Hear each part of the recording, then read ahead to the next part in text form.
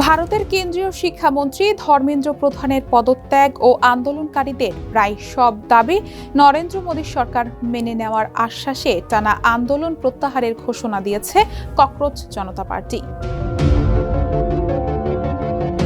শনিবার নানা নাটকীয়তার পর দিল্লির কনস্টিটিউশন ক্লাবে দেশটির কেন্দ্রীয় সরকারের দুই মন্ত্রী জেপি নাড্ডা ও জিতেন্দ্র সিং এর সঙ্গে উচ্চ পর্যায়ের বৈঠকের পর যৌথ সংবাদ সম্মেলনে আনুষ্ঠানিক এই ঘোষণা দেন সিজেপির দুই শীর্ষ মুখপাত্র সৌরভ দাস ও আশুতোষ রাঙ্কা।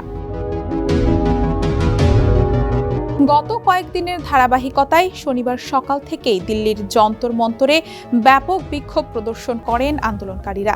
কেন্দ্রীয় শিক্ষামন্ত্রী ধর্মেন্দ্র প্রধানের পদত্যাগ সহ একাধিক দাবিতে তারা সেখানে অবস্থান নিয়ে সোচ্চার ছিলেন। যদিও শুক্রবার দিন রাতে এনডিটিভি সহ ভারতের বেশিরভাগ সংবাদ মাধ্যম নিশ্চিত করে শিক্ষামন্ত্রী ধর্মেন্দ্র প্রধানের পদত্যাগের কোনো সম্ভাবনা নেই। তবে অবাক করে দিয়ে শনিবার দুপুরে ভারতের প্রধানমন্ত্রীর কাছে নিজের পদত্যাগপত্র জমা দেন ধর্মেন্দ্র প্রধান। পদত্যাগের পর ধর্মেন্দ্র সংবাদ মাধ্যমকে বলেন, যন্তর মন্তর সহ সারা দেশে যে অনাকাঙ্ক্ষিত পরিস্থিতি তৈরি হয়েছে, কোনো বিরোধী শক্তি যাতে এর সুযোগ নিতে না পারে, দেশে ঐক্য যেন পুনর্মাত্রায় বজায় থাকে, ভারতের একটি ছাত্রের ভবিষ্যৎও যেন দীর্ঘমেয়াদী আইনি জটিলতায় জড়িয়ে না পড়ে এবং আমাদের সন্তানরা যেন আরও নিরাপদে পড়াশোনায় সময় দিয়ে ক্যারিয়ার গড়ার মনোযোগ দিতে পারে, এসব বিষয় বিবেচনায় রেখে প্রধানমন্ত্রীর কাছে আমার পদত্যাগপত্র পাঠিয়েছি।